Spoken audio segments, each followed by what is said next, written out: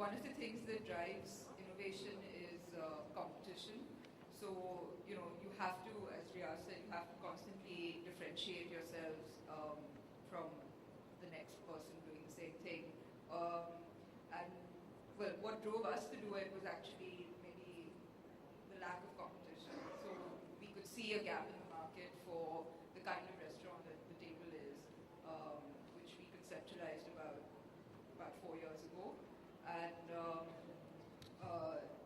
so innovation, yes, it's I think that comes out more when you have sort of several players in the market, and you need to differentiate yourself, but not just for the sake of it. It has to be a characteristic or a product that people actually want, people like, which is an improvement on what's maybe out there.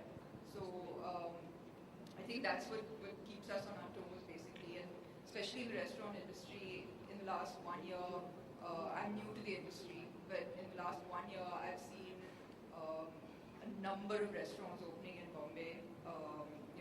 The restaurant scene is just booming here, and it's great. So it keeps all the restaurants on their toes to sort of, Yeah, we were just talking, and she gave me, I said, what's new in Bombay? And she gave me 8 names, and I'd been to 2 and not heard of 6. So, and I come to Bombay quite regularly from Delhi. And similarly with Delhi, but I think, yeah, so a couple of points to pick up from that.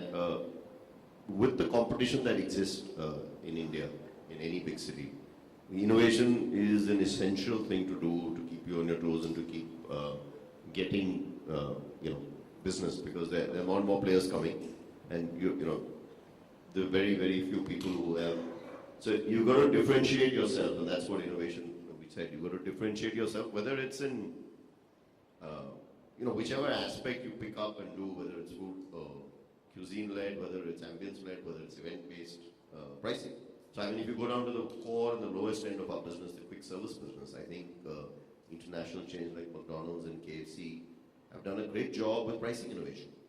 And when they came in to get masses of people in, they came in with, and they still have, a very successful dual pricing structure with an entry pricing to get in a lot of volume.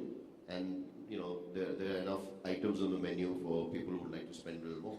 And it has worked very successfully for these chains. So if you look at the coffee market, so I know I was involved in supporting the first barista in '99. And there were some cafe coffee days floating around in Bangalore. And today there are like 5 segments in coffee. Okay? There's the coffee, hookah, mocha has got its own niche. There's, Costa, which is what the high end, Starbucks is there. And there's Cafe Coffee Day Barista. And then there are some very interesting local chains, which are, there's the Chocolat in Delhi and some in Bombay. And there's Basilico, which, perhaps started, I don't know, in coffee, but it's a lot of lunch now. So chai coffee. So there's something in Delhi called Chai Point, which is very reasonable at metro stations, got 40 outlets. Grown in the last 2 years. Delhi and Bangalore, Chai Point, just on chai. So, you found you're actually getting innovation where people are creating sub-segments, and I think that's what, if you're going to do well in our industry, I think that's like a key. Specific examples now, starting with Gauri, what you've done successfully with innovation that you're happy to share. Either something you did as an event, as a festival, what it led in terms of new customers, some numbers, some growth. I mean, either top line enhancement or conservation of costs and helping the bottom line. Well, I think the first thing that we did was to bring our chef down from San Francisco. So our restaurant is basically one that's inspired on a restaurant in San Francisco, and where my husband lived for a very long time. And I don't think there was anything like it at the time when we opened. And the main thing that we innovated on was the cuisine. So there wasn't a menu offering anything similar in the city at the time, and it was very. One of the things about innovating like this was that it was very difficult to explain to guests what we were trying to do, because a lot of people wanted to bracket us as either an Italian or a French or an American restaurant, which we weren't typically any of those.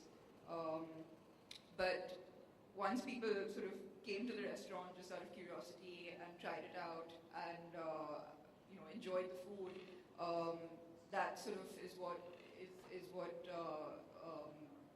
worked for us. We've tried to do things along the way, not necessarily just to innovate, but just because we're trying to have fun with the restaurant at the moment. So I know Samir was asking about what where it's driven numbers and where it's sort of shown a profit necessarily. We're still very young